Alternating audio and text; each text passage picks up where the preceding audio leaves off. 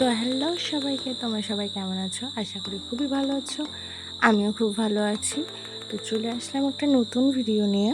আজকের রেসিপিটা হচ্ছে ল্যাটা মাছের পকোড়া। অনেকে ল্যাটা মাছের লোটে ঝোড়ো খায়।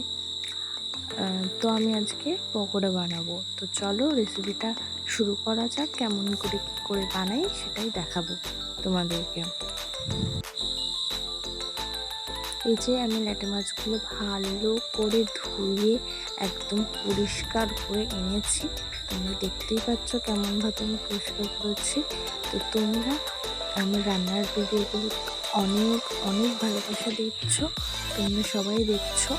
আর আমি এই যে ল্যাটা মাছগুলোতে প্রথমে জিরে গুঁড়ো, ধনে গুঁড়ো দিয়েছি, একটু লবণ দিয়েছি, হলুদ গুঁড়ো, লঙ্কার গুঁড়ো আর সানরাইজ শাহি গরম মশলা দিয়েছি, আর একটুখানি কালো জিরেও দিয়েছি। আর যেহেতু ম্যারিনেট করে রাখবো আমি 8 ঘন্টা, সেহেতু আমার একটু টক দই তো লাগবেই। তোমরা চাইলে লেবুর রসও দিতে পারো। তো আমি এখানে ভালো করে মেখে নিয়েছি 8 ঘন্টা। এইভাবেই আমি এটাকে একদম ভালো করে ম্যারিনেট করে রেখে দেব। আর তারপরে আমি একটা বাটিতে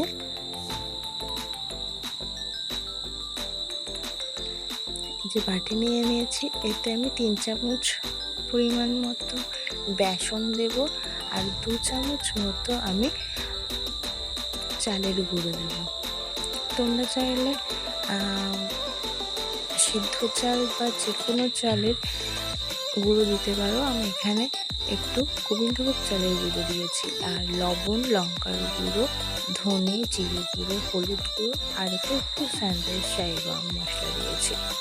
তোমরা চাইলে ম্যাগি মশলা বা অন্য কোনো মশলা দিতে পারো। আর এতে একটুখানি কর্নফ্লাওয়ার দিয়েছি 1/2 চা চামচ। আর এটাকে আমি ভালো করে মিশিয়ে নিয়েছি এবং ভালো করে জল দিয়ে ফেটিয়ে নেব। আর এই ফ্যাটানোটা বিশেষভাবে প্রয়োজন। ফ্যাটানোটা খুবই ভালো করে ফেটাতে হবে, যাতে ভালো করে সব কিছু মিশে যায়। আর এটাকে আমি কিছুক্ষণ রেস্টে রাখবো, কারণ এই যে চালের গুঁড়োটা দিয়েছি, চালের গুঁড়ো যেহেতু একটু জলটা টানে, সেহেতু আমি পাশে এটা কিছুক্ষণের জন্য 5-10 মিনিট রেখে দেবো। আর আমি তোমাদের দেখালাম কেমন করে এই টেক্সচারটা কেমনভাবে হবে, ঘন কি পাতলা সেটা আমি দেখিয়ে দিয়েছি। আর এটা বাড়ির কোনো বড়দের কাছ থেকে এটা একটু হেল্প নিয়ে নিও। এই যে কাঁটাটা আছে, এটা কাটতে কাটতে অনেকের হয়তো হাতও কেটে যেতে পারে। এটা খুবই সাবধানে কাটতে হবে। আমি এটা খুবই সাবধানে কাটছি। আর তোমরা দেখছো এই যে ভেতরে শিরদাঁড়াটা আমি আস্তে আস্তে বের করে নিচ্ছি। এটাও কিন্তু একটুখানি তোমরা যদি পারো তো খুবই পারো, আর যদি না পারো একটু বড়দের কাছ থেকে হেল্প নিয়ে নিও। তো আমি এখানে নিয়েছি অনেকগুলো ল্যাটা মাছগুলো কেটে নিয়েছি। পেটগুলো কেটে আমি শিরদাঁড়া বা শক্ত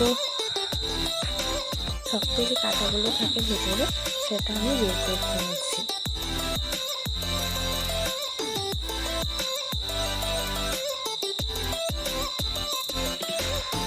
তোমরা চাইলে কোনো একটা বটির সাহায্যে ওগুলো কাটতে পারো অনেক আগে থেকে। আমি যেহেতু ম্যারিনেট করে রেখে দিয়েছিলাম 8 ঘন্টা, সেহেতু আমি ওটা পরেও ছাড়িয়েছি। আর তোমরা দেখছো এটা আমি কিছুক্ষণ পর তরকারিটা কেমন হয়েছে। আর এদিকে আমি কড়াইয়ে তেল গরম করে এই যে ল্যাটা মাছগুলো বেসনের গোলায় ভালো করে মিশিয়ে নিয়েছি। আর এরপরে আমি তেলে ছাড়ছি, গরম গরম তেলে। খুবই সুন্দরভাবে আস্তে আস্তে খুব সাবধানতা রেখে এগুলো তেলে ছাড়তে হবে, যাতে হাতে না লাগে তেলটা। দেখো একে একে সমস্ত মাছগুলো একটু ভালো করে লাল লাল হয়ে গেলে আমি একটা খুন্তির সাহায্যে এটাকে তেল ভালো করে লাল লাল মতন করে ভেজে নিয়েছি এপিঠ ওপিঠ। দেখছো এপিঠেও ভাজা হয়ে গেছে।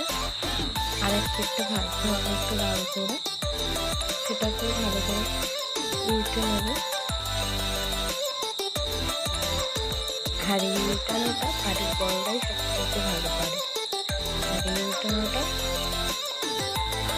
খুবই একটু মুশকিল, কারণ ল্যাটা মাছগুলো একটু খুবই নরম হয়, সেহেতু ল্যাটা মাছগুলো উল্টাতে খুবই অসুবিধা হয়। আর এই যে আমার ল্যাটা মাছের পকোড়াগুলো রেডি হয়ে গেছে, আমি একে একে তেল থেকে সবগুলো তুলে নিচ্ছি। আর এবারে খাওয়ার পালা। তো একটুখানি ডেকোরেশনের জন্য আমি সস আর পকোড়াগুলো একটা প্লেটে সাজিয়ে নিয়েছি। আর আমি এগুলোকে একটুখানি ভেঙে তোমাদেরকে দেখাবো যে ভেতরটা কেমন জুসি হয়েছে। তো দেখো, একদম ল্যাটা মাছের যে মাছটা একদম সিদ্ধ হয়ে গেছে আর জুসি হয়েছে, ভেতরটা খুবই সুন্দর হয়েছে। তো তোমরা চাইলে বাড়িতে ট্রাই করতে পারো। তো বাই।